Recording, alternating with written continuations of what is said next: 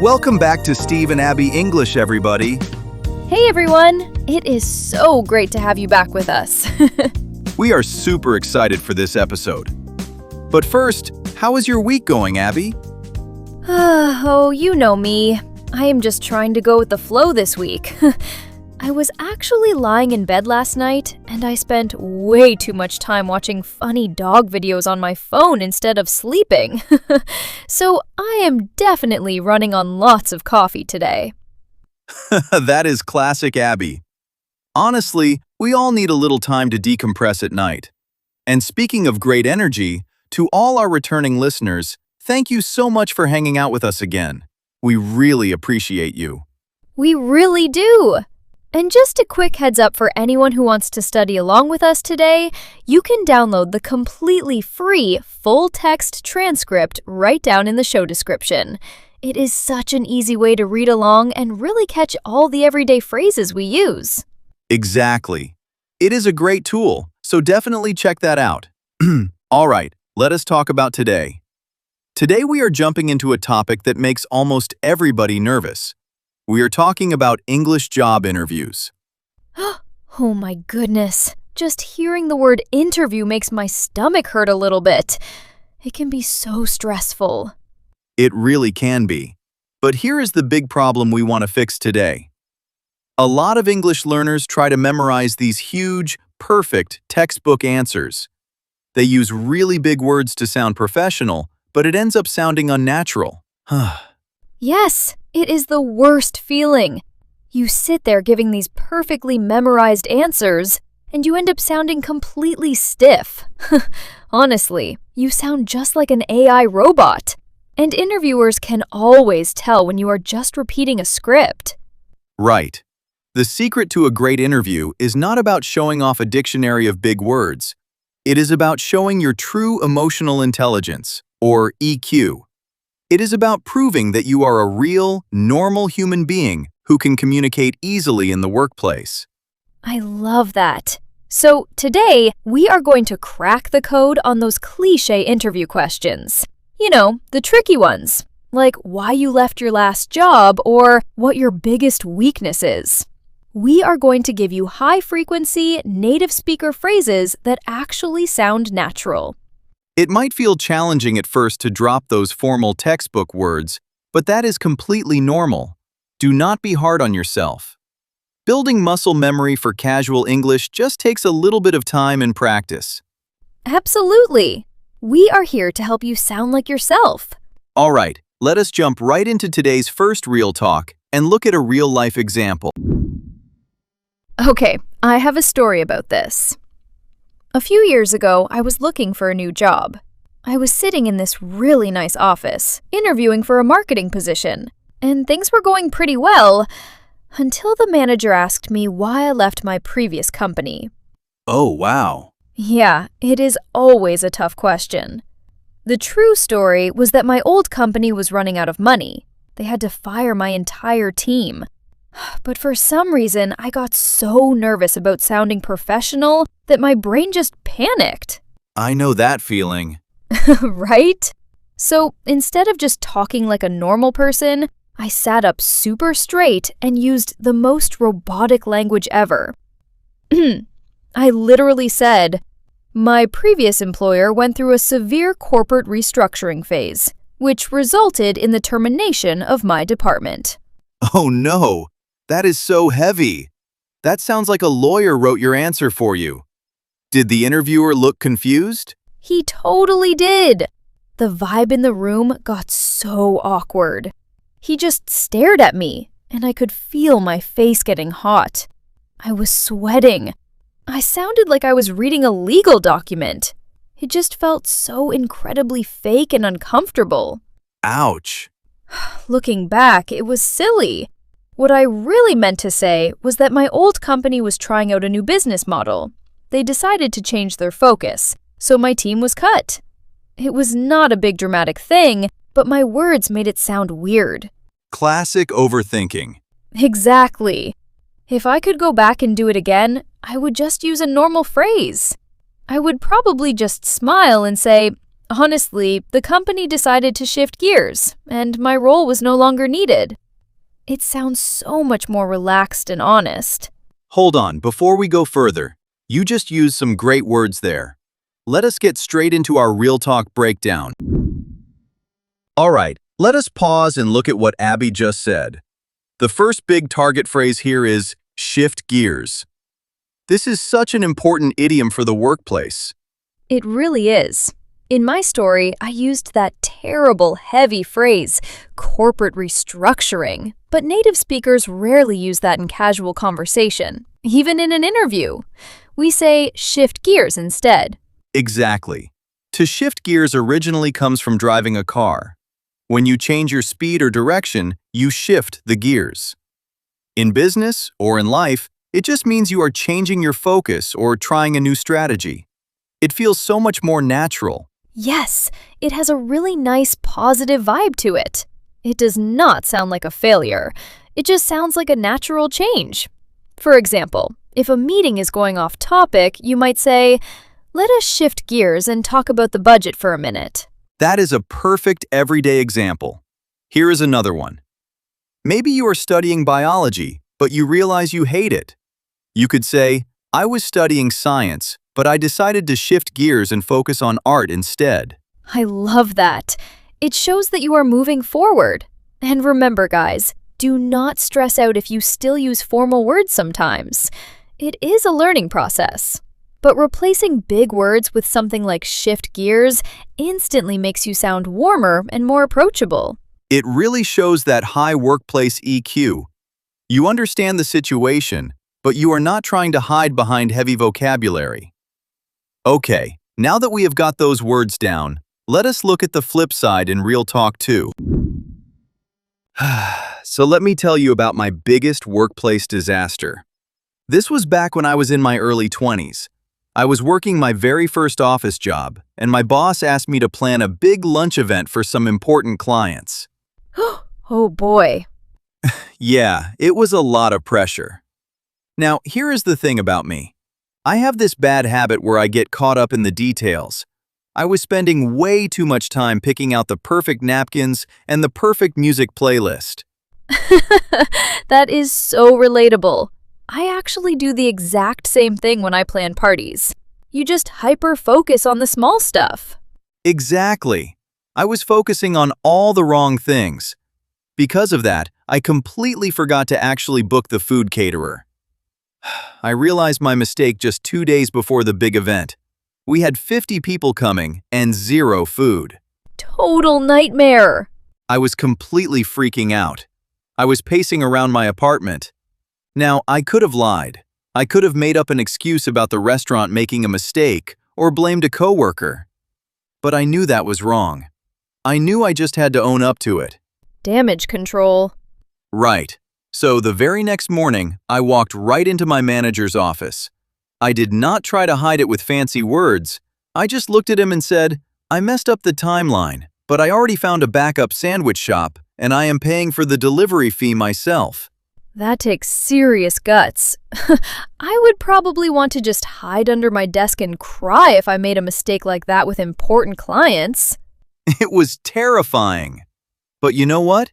He respected me so much more for just telling the truth. I did not use big academic words to protect myself. I just showed him that I am human, I made a mistake, and I was going to fix it. That is such a different vibe from my story, but so powerful. But wait, I heard you drop some very interesting phrases in there. Time for our second Real Talk breakdown. That is such a different vibe from my story, but so powerful. But wait, I heard you drop some very interesting phrases in there. Time for our second Real Talk breakdown. Yes, your story was great, but we really need to highlight those specific phrases you used. These are the golden phrases that will save our listeners in an interview. Absolutely. The first one is a phrase I use to describe my bad habit. I said I get caught up in the details. This is the absolute best way to talk about a personal weakness. It really is. When you get caught up in the details, it means you focus way too much on the tiny, small things, and you totally forget about the big picture. Just like you stressing over the music playlist instead of actually ordering the food for the clients. We all do it. But using this natural phrase instead of a heavy academic word makes you sound so human. It might feel challenging at first to use a long phrase like this instead of just one single vocabulary word, but that is completely normal. Building that new muscle memory takes time. Exactly. Do not be hard on yourself. Let us give some everyday examples. Last week I was trying to clean my entire apartment before my parents visited. But I got caught up in the details of organizing my spice rack. I spent 2 hours arranging the salt and pepper, and I never actually vacuumed the floor. That is so relatable. I have one too. A few months ago, I was planning a quick weekend trip. I was looking at maps online, and I got caught up in the details of picking the perfect coffee shop. I was focusing on the wrong things, and I completely forgot to book the actual hotel room until the very last minute. See, it happens to everyone. Now, let us look at the second phrase. When I finally realized I forgot the food, I said I had to own up to it. To own up to something simply means you admit that you made a mistake. You do not hide it, and you do not blame anyone else. You take the blame yourself. Right. Instead of using a very stiff phrase like, I took full responsibility for the error, you just say, I owned up to it. It shows so much maturity.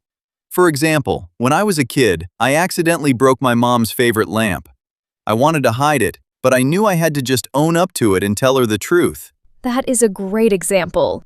Or in a work situation, maybe you sent an email to the wrong client. You could try to make up an excuse, but it is always better to just walk over to your boss and own up to it immediately. People respect that honesty so much. They really do. Okay, our last phrase actually goes back to the very beginning of the episode. Abby, you said you were just trying to go with the flow this week. Yes!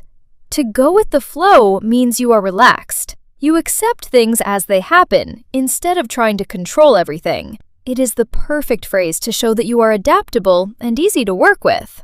It is a lifesaver in an interview. You do not want to say, I possess strong adaptability skills. That sounds like a machine. You want to say, when things change, I just try to go with the flow. Here is a quick example. My friends and I were driving to the beach, but it started raining heavily. Instead of getting angry, we decided to just go with the flow and go to an indoor museum instead. I love that. Here's another one. I was cooking dinner last night and I realized I did not have any pasta. Instead of running back to the store, I just decided to go with the flow and make rice instead. It is all about being flexible. Perfect.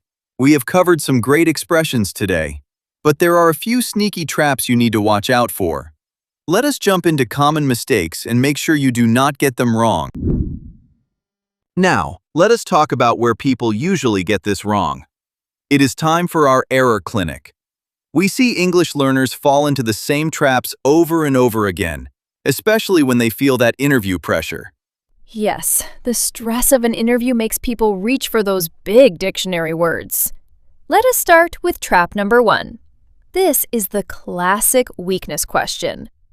The trap is saying something like, my biggest weakness is perfectionism. Oh, I hear that one all the time. The fix is to say, I sometimes get caught up in the details, or simply, I tend to overthink things. Exactly. And the why is simple. Interviewers know that perfectionism is a fake weakness. It sounds like you are avoiding the question, but saying you get caught up in the details sounds genuine. It shows real self-awareness. That is so true. Okay, trap number 2 is about showing how flexible you are. The trap is straight from a resume. The trap is saying, I have strong adaptability. That sounds so robotic. The fix is to say, I am usually pretty good at going with the flow. And here is the why. Strong adaptability sounds like a bullet point on a piece of paper. It does not sound like human speech. Going with the flow paints a picture of someone who is calm and relaxed when things get crazy at the office. Absolutely. All right, let us move to trap number 3. This is about why you left your last job. The trap is saying the company underwent severe corporate restructuring. Just like your story. The fix here is to say, the company decided to shift gears. And the why is all about the energy in the room. Corporate restructuring feels negative, heavy, and a little bit dramatic. Shifting gears feels positive, light, and totally normal. It keeps the conversation moving forward comfortably. Spot on.